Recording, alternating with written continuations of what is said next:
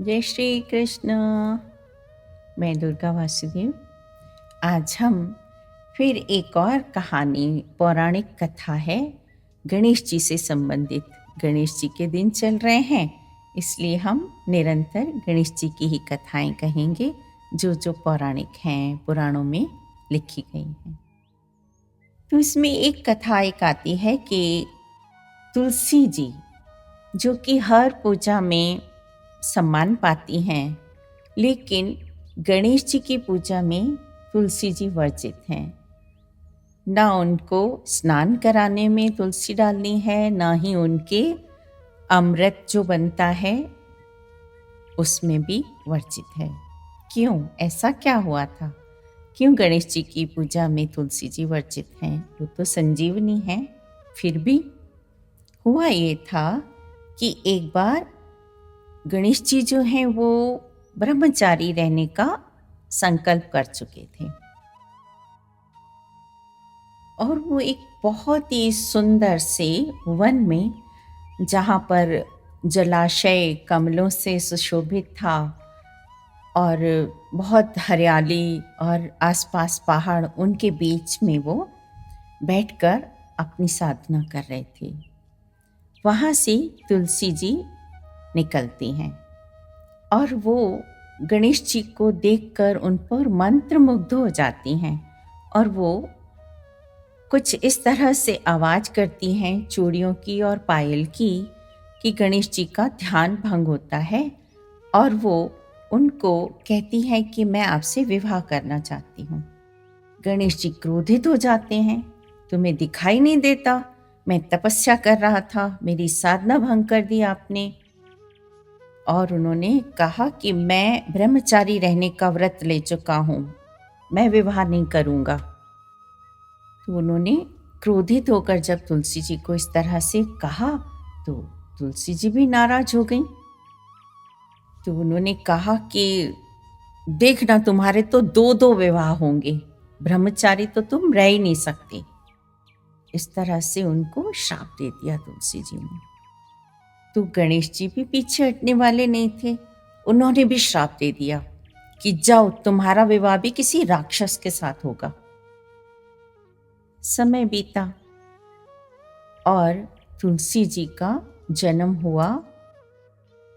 काल नेमी एक राक्षस थे उनके घर, और फिर जब वो बड़ी हुई, उनका नाम था उस समय में वृंदा।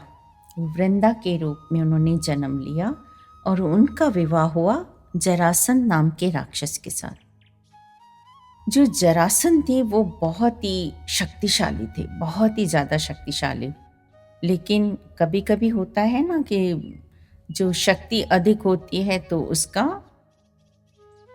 विकृत रूप या उनका उपयोग जो है दुरुपयोग करते हैं। तो राक्षस लोग की मति भी ऐसी ही होती है। और उन्होंने भगवान शिव की, जबकि वो आराधना करते थे, भगवान शिव के भक्त थे, लेकिन वो देवताओं से वैर करते थे और अपनी शक्ति का भी दुरुपयोग करते थे। एक बार उनका युद्ध हो गया देवताओं के साथ और देवता हारने लगे।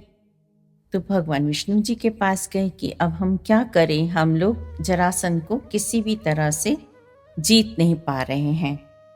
तो भगवान विष्णु ने बोला कि इनकी पत्नी है जो वृंदा, वो बड़ी पतिव्रता है और उनके पतिव्रत्य बल के कारण ही इनमें शक्ति है और वो शक्ति खत्म हो नहीं सकती। तो उन्होंने कहा कि कोई तो उपाय करें। तो भगवान विष्णु जी उस समय जरासंध का रूप बनाकर वृंदा के पास गए और वृंदा उनको देखकर कि वो शायद युद्ध में जीत कर आ गए हैं, उनका आवभगत करती हैं, उनके पांव छूती हैं, उनको तिलक करती हैं। तो जैसे ही वो उनको गले लगती हैं तो उनको महसूस होता है कि ये तो मेरे पति नहीं हैं। तो वो दूर हट जाती हैं, एकदम से पूछती हैं आप कौन हैं। एक सती और पतिव्रता स्त्री अगर किसी पर पुरुष को स्पर्श कर जाती है या मन, वचन और कर्म से अगर थोड़ा भी वो किसी पर पुरुष के बारे में सोचती है तो उसका पातिव्रत्य भंग होता है, ऐसा पुराणों में कहा गया है। तो ये भी जैसे विष्णु जी को स्पर्श कर जाती हैं तो इनका पातिव्रत्य भंग होता है और उधर जरासंध हार जाते हैं और देवताओं की जीत हो जाती है। लेकिन वृंदा श्राप देती हैं भगवान को कि आपने बहुत गलत किया है, आप पत्थर बन जाएंगे। भगवान विष्णु जी सोचते हैं अपराध तो मेरे से हुआ ही है, और वो अपने भक्त का, वृंदा जो थी वो विष्णु भगवान की भक्त थी, लेकिन अब भगवान को जो उन्होंने श्राप दिया तो भगवान ने सहर्ष स्वीकार किया, क्योंकि वो भगवान की भक्त थी और भगवान ने उनको उसी समय आशीर्वाद दिया कि मैं जरूर पत्थर बन जाऊंगा, लेकिन मैं तुम्हारे बिना अपने भोग को कभी भी स्वीकार नहीं करूंगा। और तब से लेकर भगवान विष्णु जी की पूजा में हमेशा जब भी प्रसाद रखा जाता है तो तुलसी जी के पत्र के बिना वो संपूर्ण नहीं माना जाता है।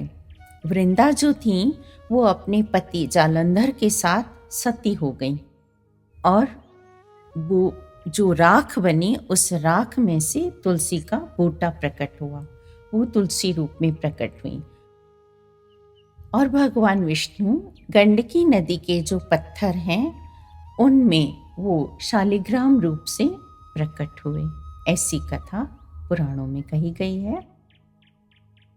और इस तरह से जब देवउठनी एकादशी होती है तब भगवान विष्णु और वृंदा का यानी कि तुलसी जी का विवाह भी कराया जाता है। ऐसी मान्यता है कि जो तुलसी विवाह करा देता है उनके घर में सुख समृद्धि बढ़ती है। ये कथा थी तुलसी जी की, गणेश जी पर वर्जित हैं और विष्णु जी पर जरूरी है। जय श्री कृष्ण।